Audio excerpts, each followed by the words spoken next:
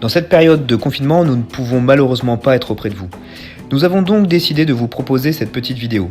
Vous y retrouverez ce qu'est une douleur d'origine viscérale et comment essayer de la reconnaître, nos trucs et astuces du quotidien pour améliorer vos symptômes, mais également prévenir leur réapparition, nos exercices simples pour vous soulager à la maison. Cette vidéo sera un bon complément post-séance d'ostéopathie dès qu'on aura le plaisir de vous retrouver dans nos cabinets. Vous le savez sûrement, le cœur peut donner des douleurs dans le thorax et le bras gauche lorsqu'il est en souffrance, zone indiquée en rouge sur ce schéma. Comme vous pouvez le voir, les autres organes peuvent également donner des douleurs à distance en cas de souffrance. Ces douleurs sont bien connues en cas de dysfonctionnement majeur de l'organe, mais ce que l'on sait moins, c'est que lorsque l'organe présente un dysfonctionnement minime mais qui dure dans le temps, ces douleurs peuvent être présentes avec des symptômes moins criants. Ces irradiations, quelles sont-elles ? Le foie et la vésicule biliaire peuvent donner une douleur sur l'épaule droite, les dorsales côté droit, au niveau de l'attache du soutien-gorge. Le diaphragme, l'estomac, donne des douleurs épaule gauche, cervicale basse et entre les omoplates. L'intestin, le côlon et reins peuvent donner des douleurs de façon diffuse au niveau des lombaires. Vessie urogynéco donne des douleurs au niveau du sacrum, lombaire basse et parfois la partie postérieure haute des cuisses. Il n'est pas si facile d'être sûr de l'origine viscérale de la douleur, mais quelques questions permettent de converger vers cette hypothèse. Hypothèse qui sera validée en cas d'amélioration des symptômes par une séance d'ostéopathie viscérale et les adaptations et exercices de cette petite vidéo. Il faut donc se poser la question d'une origine viscérale s'il y a une douleur de fin de nuit vous obligeant à vous lever, mais qui s'estompe rapidement dès les premiers mouvements. Cette douleur est-elle améliorée par la prise de repas ou au contraire majorée juste après ou lors du temps de digestion ? Y a-t-il douleur suite à la prise de certains aliments en excès dans votre alimentation ou que votre système digestif tolère difficilement ?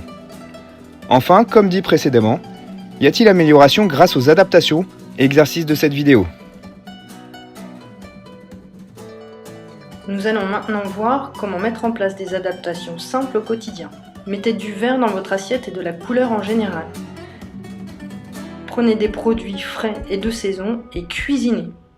Limitez le blanc, notamment tout ce qui est produit raffiné, rempli de sucre, les farines blanches, préférez le pain complet par exemple, et limitez le sel.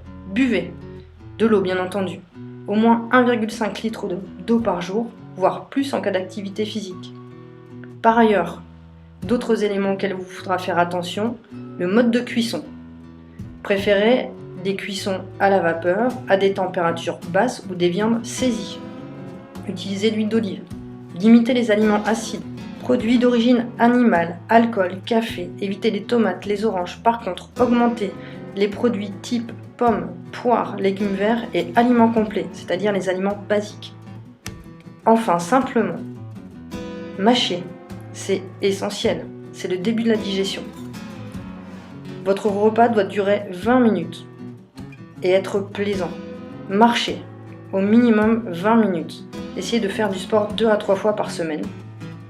Manipulez par des exercices de cohérence cardiaque par exemple, ou inspirez-vous des vidéos qui suivent.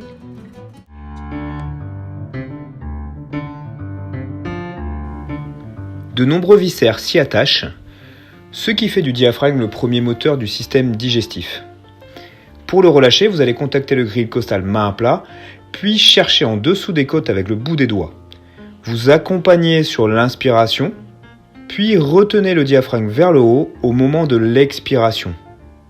En inspiration, on accompagne, on va vers le haut. En expiration, on maintient vers le haut.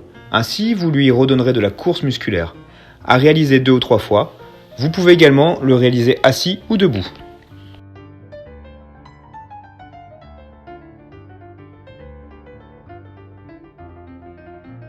Technique de mobilisation globale des viscères. Main croisée, vous allez prendre l'ensemble des viscères en partant du dessus du pubis pour remonter vers le diaphragme au moment de l'expiration. Placez vos mains sous le nombril et juste au-dessus du pubis. Réalisez un mouvement de cuillère pour attraper un maximum de viscères. Au moment de l'inspiration, je maintiens et je remonte au moment de l'expiration. Inspiration, je maintiens. Expiration, je remonte. Dans le cas de constipation, notamment chez la femme enceinte, Décalez vos mains vers la gauche pour être plus précis sur la fin du côlon.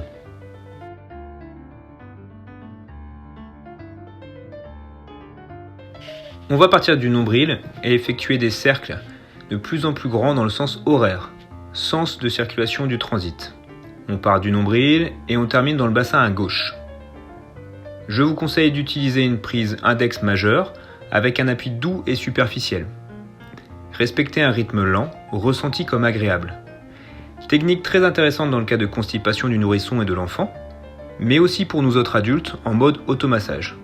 En accéléré, voilà ce que ça donne.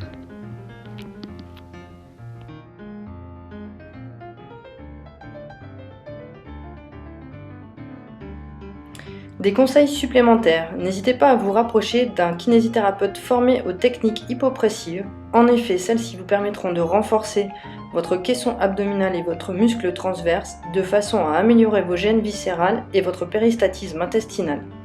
Par ailleurs, d'autres alternatives possibles, puisque votre alimentation est votre premier médicament, renseignez-vous sur la micronutrition. J'ai moi-même la formation de base, mais d'autres thérapeutes sont bien plus spécialisés. Par ailleurs, il existe aussi les naturopathes qui pourront vous renseigner sur les aliments qui vous conviennent.